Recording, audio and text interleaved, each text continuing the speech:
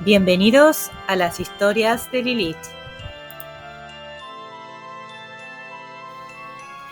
Hola a todos, sean bienvenidos a un capítulo más de El silencio de los corderos. Vamos a ver cómo continúa esta historia que ha quedado tan picante.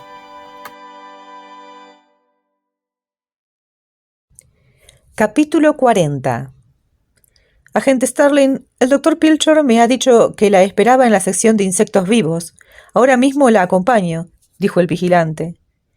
Para llegar a la sección de insectos vivos desde la entrada de la Avenida de la Constitución, es preciso tomar el ascensor hasta la primera planta, situada encima del gran elefante disecado, y cruzar una amplia zona dedicada al estudio del hombre. Lo primero que se encontraba eran varias hileras de cráneos dispuestas en forma de pirámide invertida que representaban la explosión demográfica desde los tiempos de Cristo. Starling y el vigilante avanzaban por un paisaje débilmente iluminado y poblado por figuras que ilustraban los orígenes y evolución del género humano. Ahora se hallaban rodeados por elementos rituales, tatuajes, pies ligados, modificaciones dentales, cirugía peruana, momificación. ¿Ha visto alguna vez a Willem von Ellenbogen?, le preguntó el vigilante enfocando con la linterna al interior de una caja.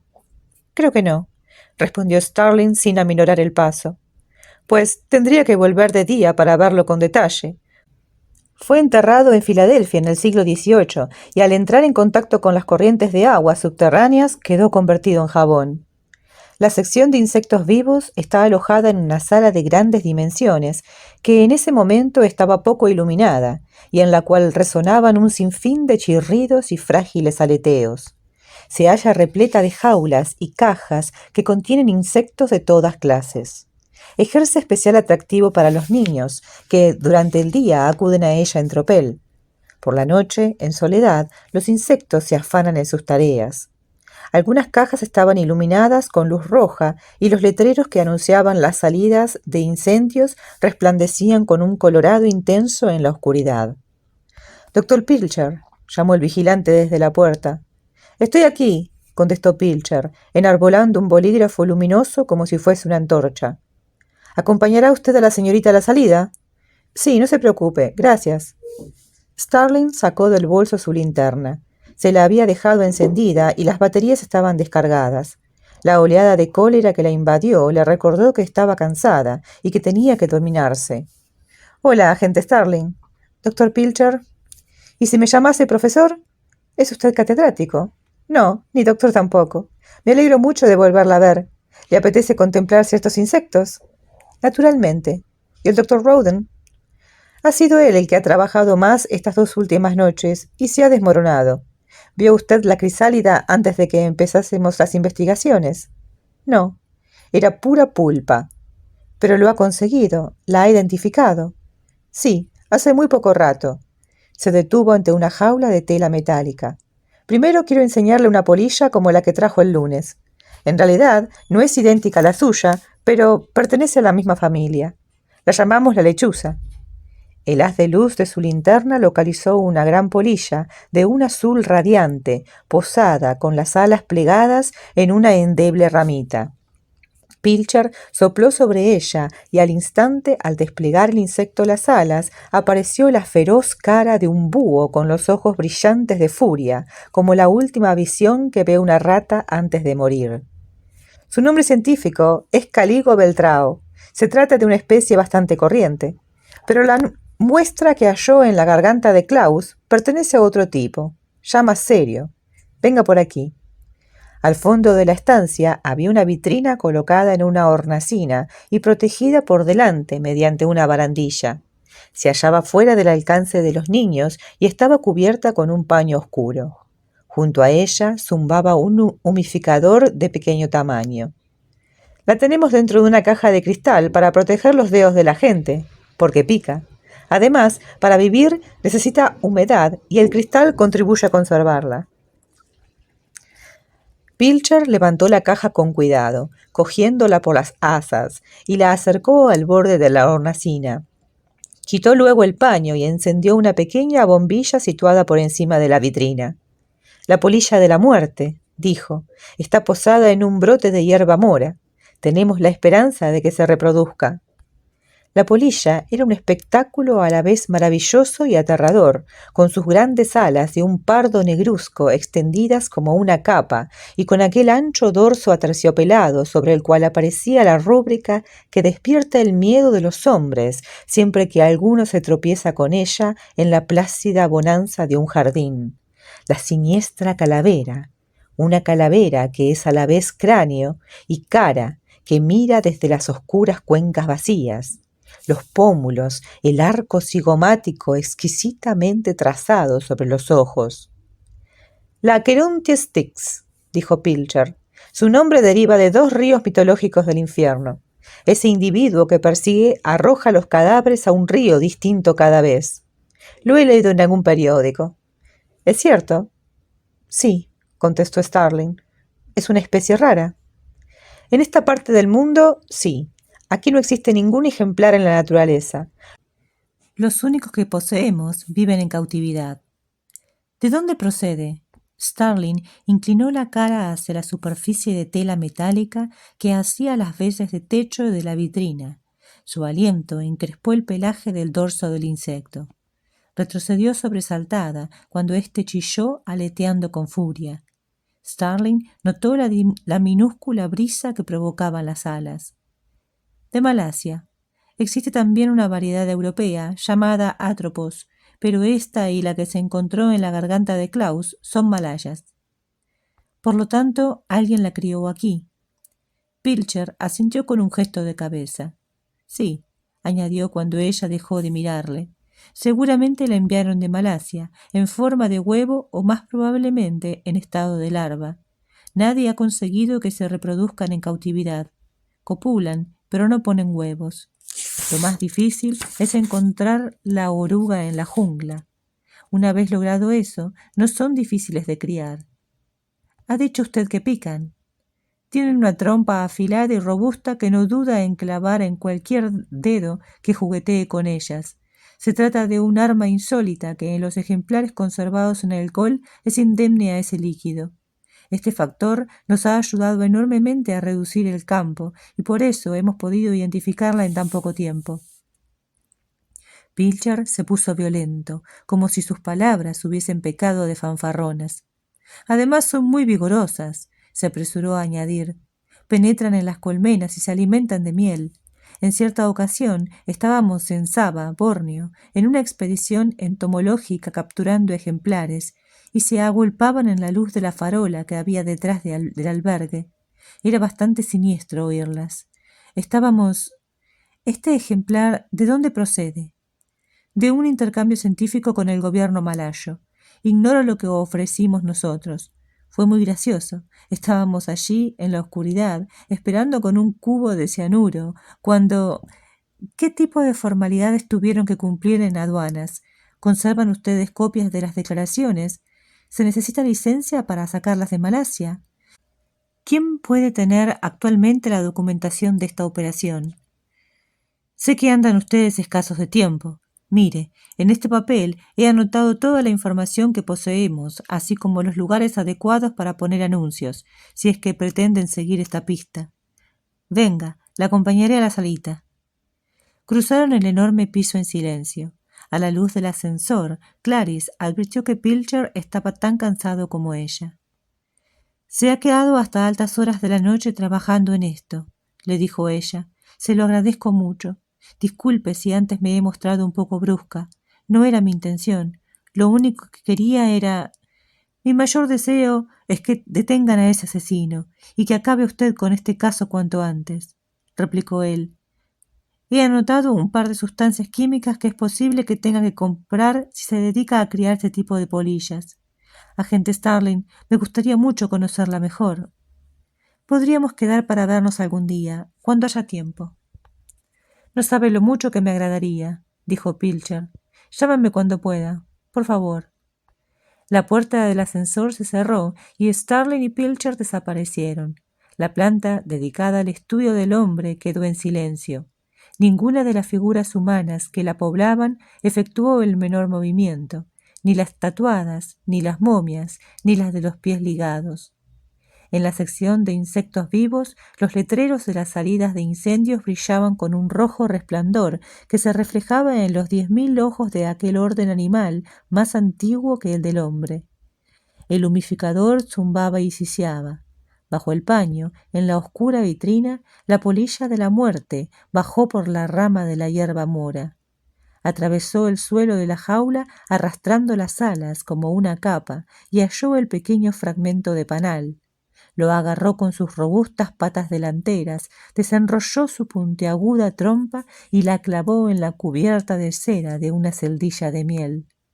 Y permaneció alimentándose en silencio, mientras a su alrededor, en la oscuridad, se reanudaban los chirridos y aleteos, y con ellos los diminutos apareamientos y matanzas. Capítulo 41. Catherine Baker Martin sumida en aquella abominable negrura. La oscuridad hormigueaba dentro de sus párpados, y en los escasos segundos de agitado sueño soñaba que la oscuridad la penetraba, invadiéndola por entero. La oscuridad se introducía insidiosa, penetrándole por la nariz, por los oídos. Ante cada orificio de su cuerpo se apoderaban los dedos húmedos de la oscuridad. Se tapó con una mano la boca y la nariz, se cubrió con la otra la vagina, apretó las nalgas, ladeó la cabeza, apoyó un oído en el jergón y sacrificó el otro oído a la intrusión de la oscuridad. Con la oscuridad llegó un ruido que la despertó con sobresalto. Un ruido conocido y doméstico, una máquina de coser, de velocidad variable, primero despacio, ahora aprisa. Arriba, en el sótano, las luces estaban encendidas. Divisaba un pálido disco amarillo arriba, muy por encima de ella, en el lugar correspondiente a la tapa del pozo, que estaba abierta. El caniche ladró un par de veces. La voz siniestra hablaba apagada con el perro. Coser.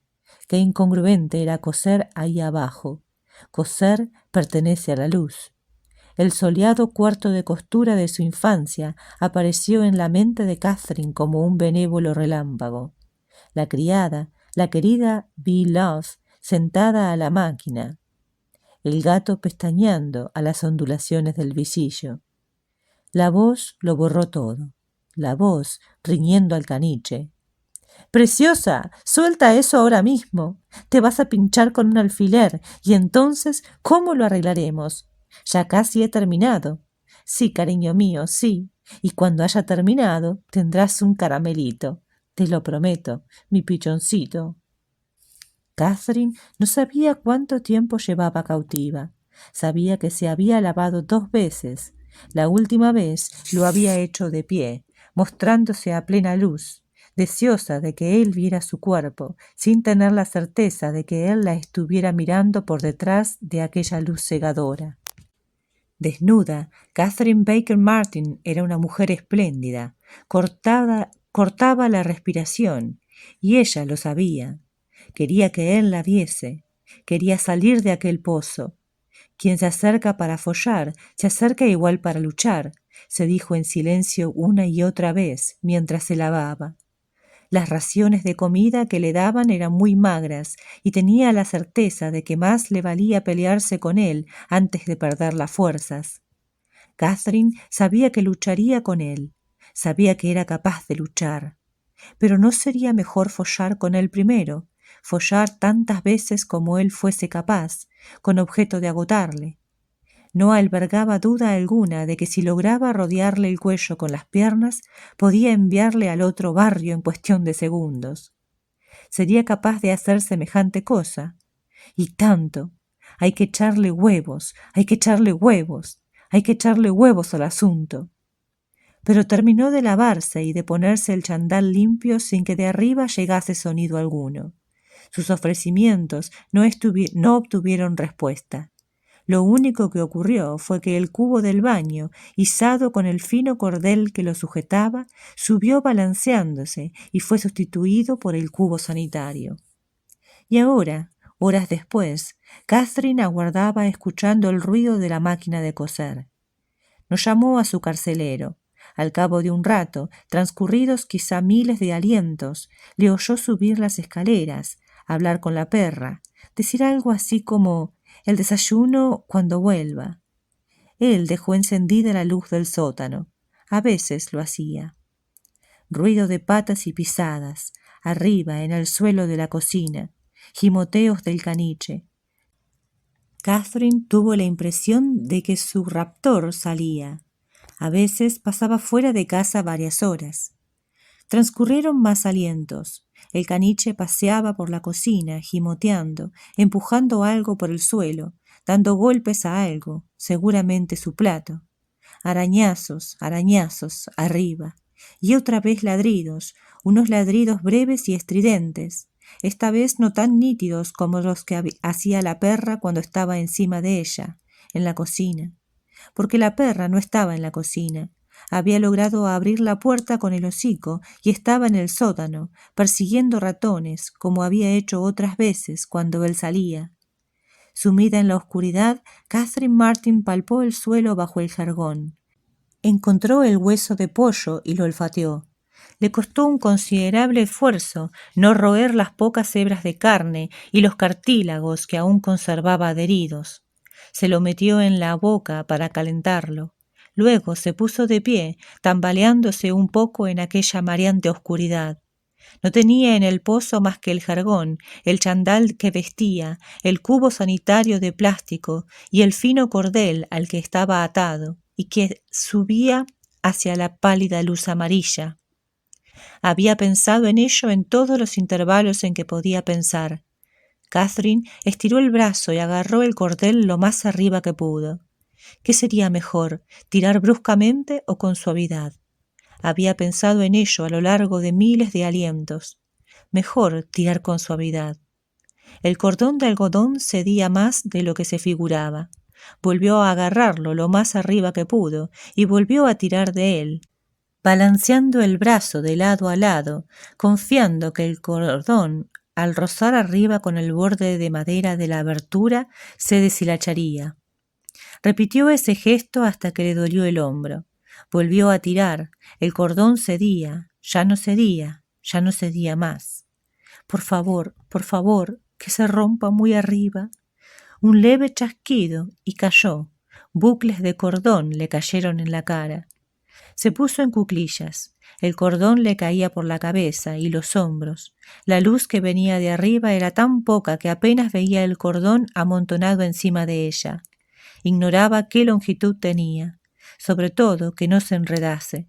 Con mucho cuidado fue depositando en el suelo gasas de cordón después de medirlas con sus antebrazos. Contó 14. El cordón se había roto en la abertura del pozo. En el extremo sujeto al asa del cubo, ató fuertemente el hueso de pollo con sus hebras de carne. Ahora venía lo más difícil. Actúa con cuidado. Había adoptado la actitud mental propia de los días de temporal. Era igual que cuidar de sí misma en una barca pequeña un día de tempestad.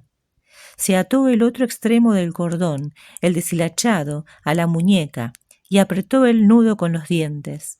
Se alejó todo lo que pudo del cordón. Cogiendo el cubo por el asa, lo balanceó describiendo un gran círculo y lo lanzó hacia arriba, hacia el pálido disco de luz. El cubo de plástico no acertó a pasar por la abertura.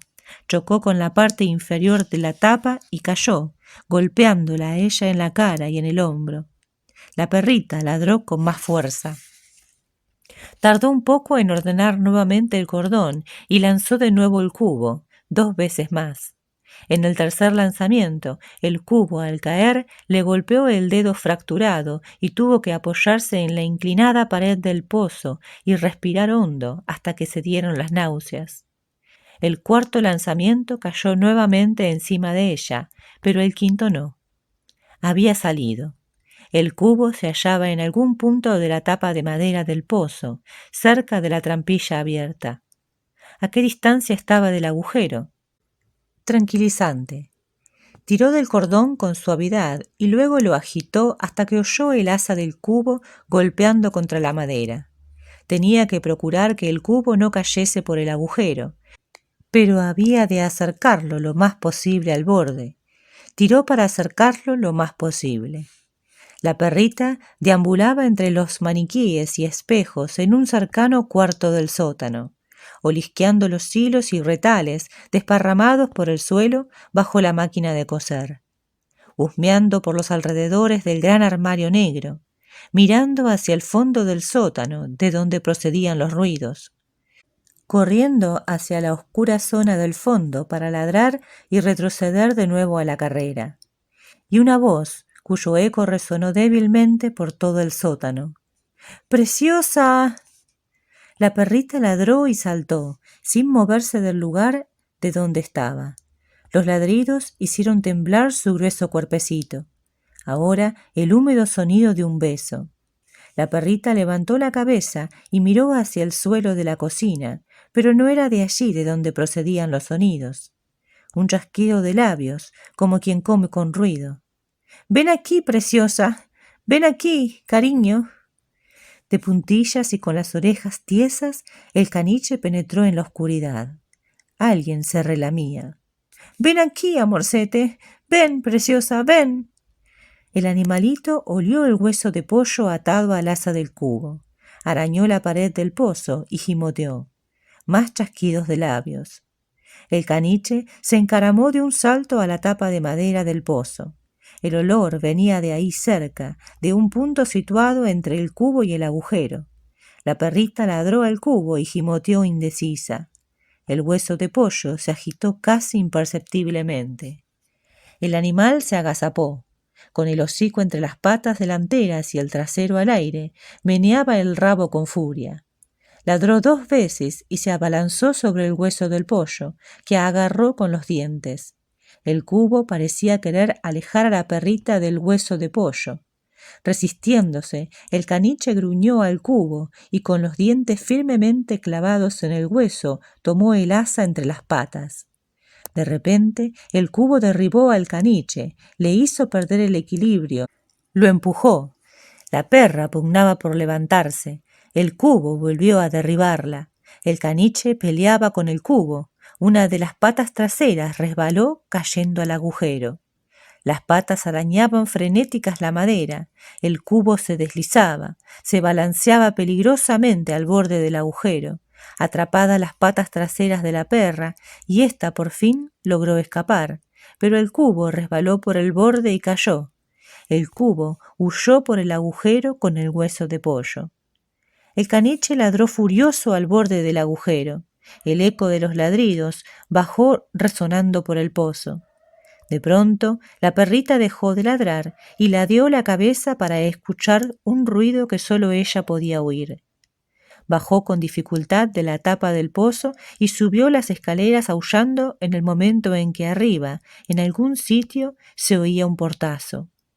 Las lágrimas de Catherine Baker Martin resbalaron ardientes por sus mejillas y cayeron derramándose por el jersey del chandal, empapándolo, traspasando tibias hasta los pechos, y ella tuvo la certeza de que iba a morir. Capítulo 42. Crawford estaba solo, de pie en el centro de su estudio, con las manos hundidas en los bolsillos. Permaneció en esa actitud desde las 12:30 de la noche hasta las 12:33, exigiendo una idea. Luego envió un télex a la Jefatura de Tráfico de California solicitando que se localizase la caravana que, según información del Dr. Lecter, Raspail había comprado en California, la que Raspail había utilizado durante su romance con Klaus. Crawford pidió que se comprobasen todos los permisos de circulación expedidos a nombre de cualquier conductor que no fuese Benjamin Raspail. A continuación, tomó un bloc de notas, se sentó en un sofá y redactó un provocativo anuncio personal para publicarlo en los diarios de mayor tirada del país. Despampanante, apasionada, dulce, 21 años, modelo de profesión, busca hombre capaz de apreciar calidad y cantidad. Me has visto en muchas revistas anunciando productos de belleza. Ahora quiero verte yo. Adjunta fotos con tu primera carta. Crawford reflexionó unos instantes, tachó despampanante y lo sustituyó por escultural. Empezó a dar cabezadas y se adormiló. La verde pantalla del terminal del ordenador formaba cuadritos verdes en los cristales de sus gafas. Repentinamente, la pantalla se animó. Las líneas empezaron a subir, moviéndose igualmente hacia arriba en las gafas de Crawford. A pesar de dormir, sacudió la cabeza como si hubiese sentido el cosquilleo de la imagen. El mensaje era el siguiente.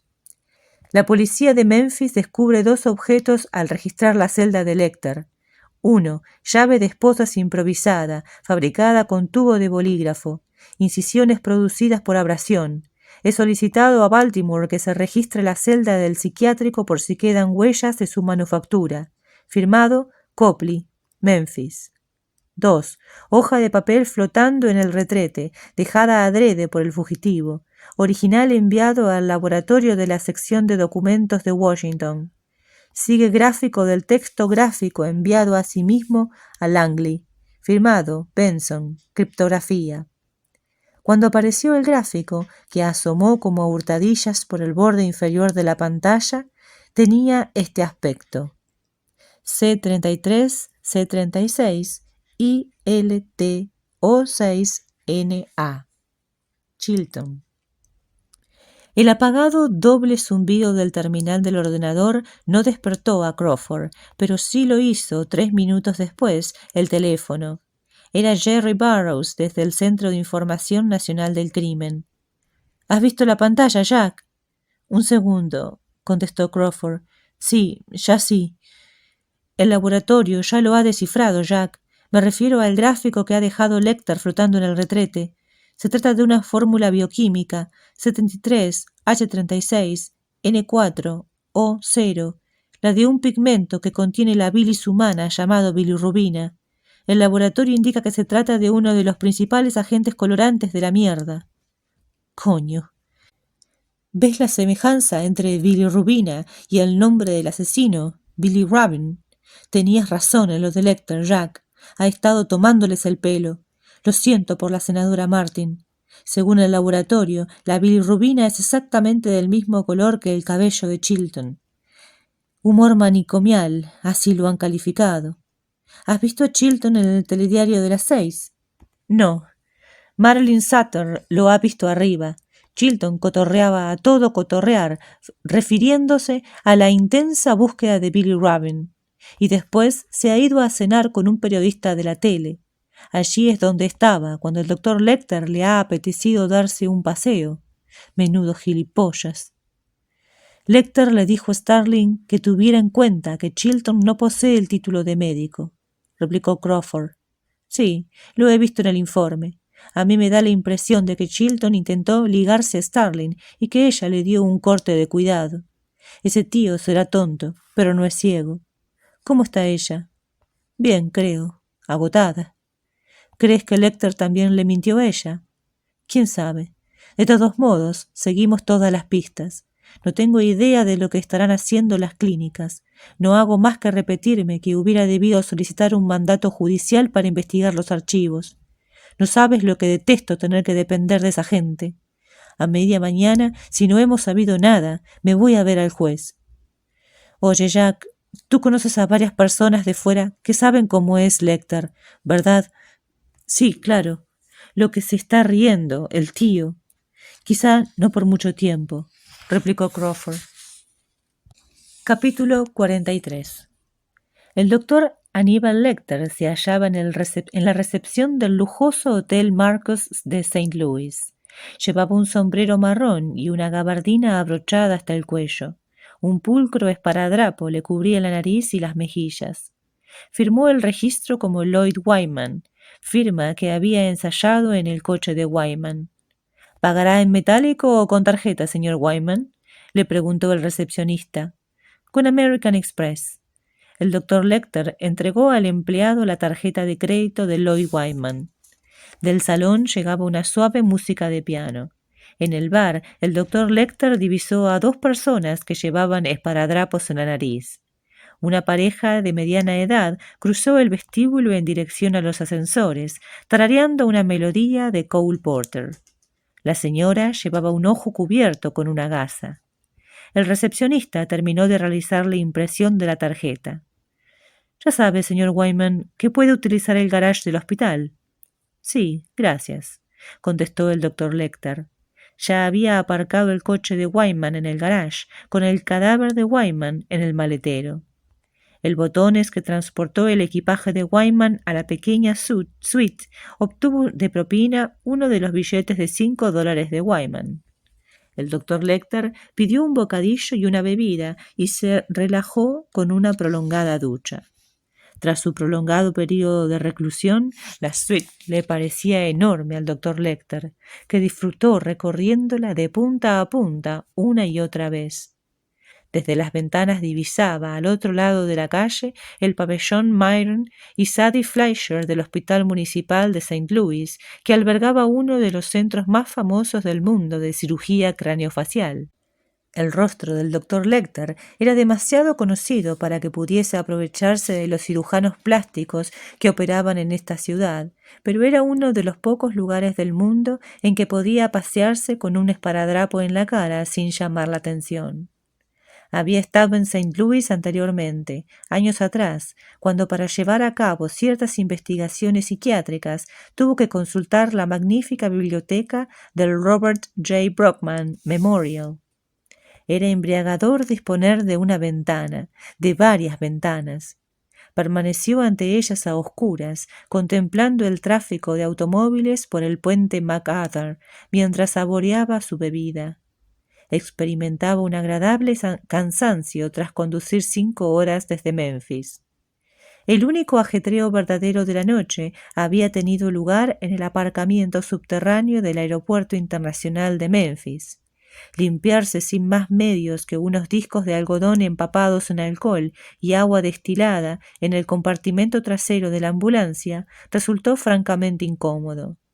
Pero una vez vestido con la bata blanca de uno de los camilleros, no tuvo más que dirigirse a uno de los desiertos sectores de estacionamiento prolongado del inmenso garage y seleccionar a un hombre que viajase solo.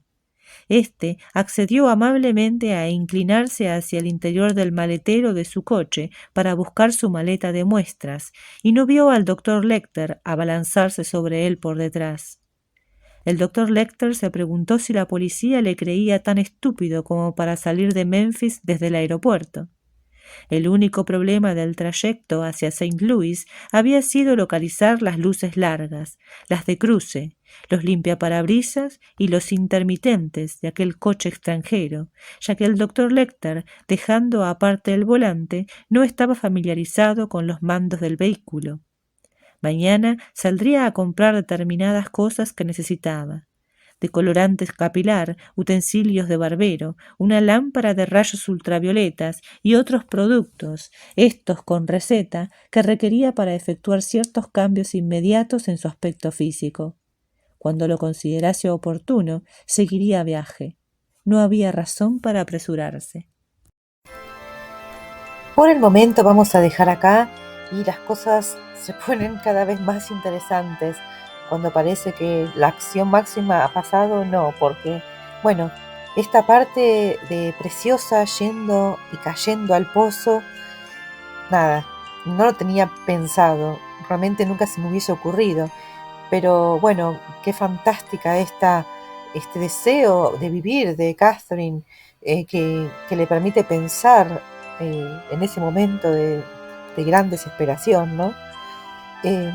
Bueno, poco a poco también tenemos más pistas acerca de esta mariposa, bueno, ya descubrimos que Hannibal se ha escapado y les ha hecho otra de sus bromas, y que bueno, ha logrado escapar realmente porque está muy tranquilo pensando en su cambio de apariencia.